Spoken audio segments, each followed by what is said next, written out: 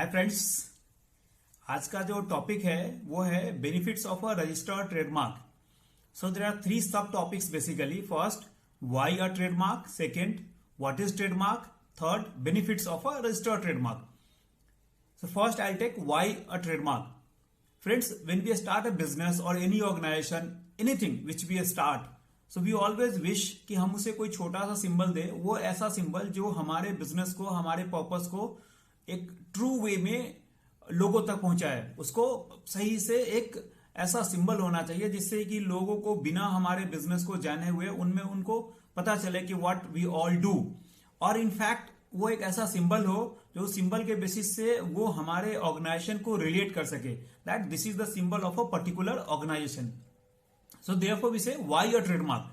सो वो हमारे बिजनेस को, हमारे ऑर्गेनाइजेशन को, हमारे पर्पस को एक सिंबल के थ्रू जब कनेक्ट करेंगे, there it comes necessity of a trademark.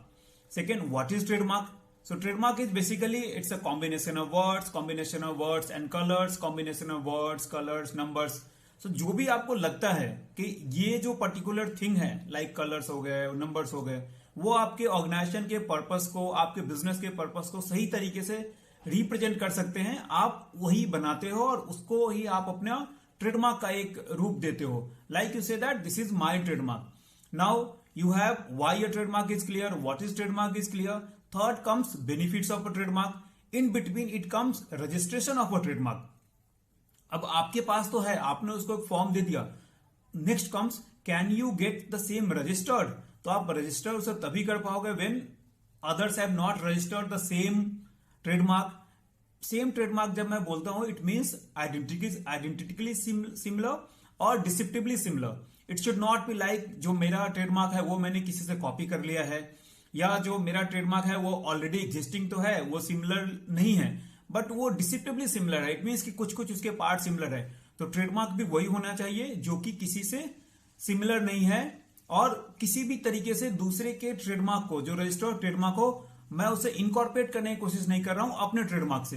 तो जब हमने अपना डिसाइड कर लिया दैट दीज सिंबल्स जो हो गए, सिंबल्स हो गए, कलर्स हो गए, आपके वर्ड्स हो गए, उसको जब इनकॉर्पोरेट करके आपने उसे एक फॉर्म दे दिया, मीनिंग देयर बाय आपका जो ट्रेडमार्क है वो बेसिकली आपके आइडेंटिटी को एस्टेब्लिश करता है थ्रू वो विजुअल रिप्रेजेंटेशन।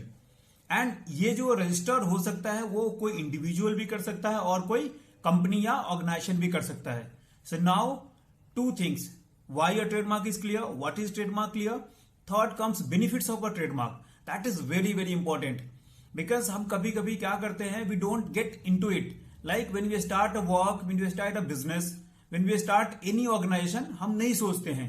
जबकि मेरा ये मानना है कि हमें ये सोचना चाहिए मोर स्पेसिफिकली आज के समय में, जब स्मॉल ऑर्गेनाइजेशंस हैं, जो कि स्टार्टअप्स हैं, जो कि अपने नए नए बिजनेस बड़े ही डिफरेंट तरीके से स्टार्ट करते हैं। आपको नहीं पता होता है आपका आइडिया कितना इंपॉर्टेंट होता है, बट जब हम स्टार्ट करते हैं हम उसका केयर नहीं करते हैं।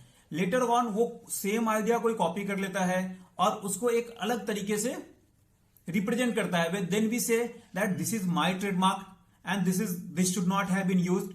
तब हमें पता चलता है कि basically we have not got our trademark registered.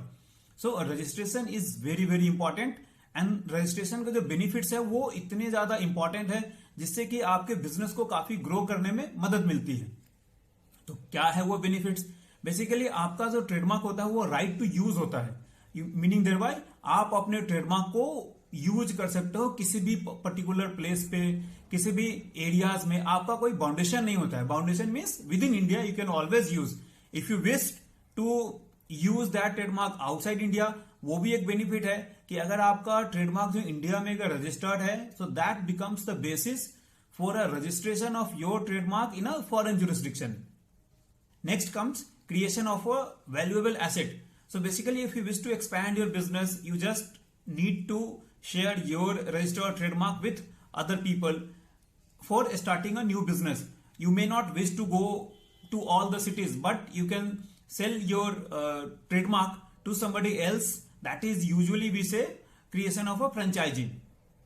Next comes availability of trademarks in searches. So searches means when somebody else wish to register a trademark, then usually in a trademark registry, the list of all the registered trademark is there. So if your trademark is registered, it easily comes in the searches. So that helps in prevention of your trademark being copied, and no one wishes to start a trademark, start something in the very beginning on a very disputable note, something everyone wish to avoid.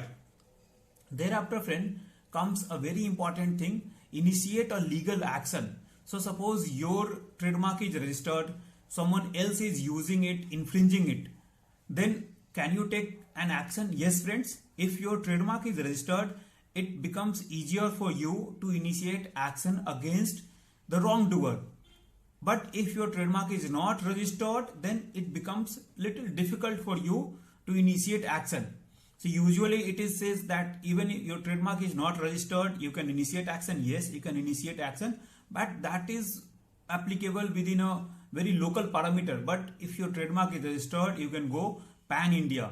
And of course, as I said earlier, if your trademark is registered in India, that becomes the basis for a registration of a trademark in a foreign jurisdiction. So friends, in a very brief, I try to discuss with all of you that what are the benefits of a registered trademark.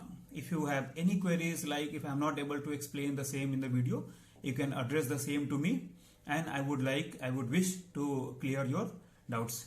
Thank you so much. So चलिए मिलते हैं next video में. Thank you. Please subscribe our channel to support us. Don't forget to press the bell icon to get the latest updates.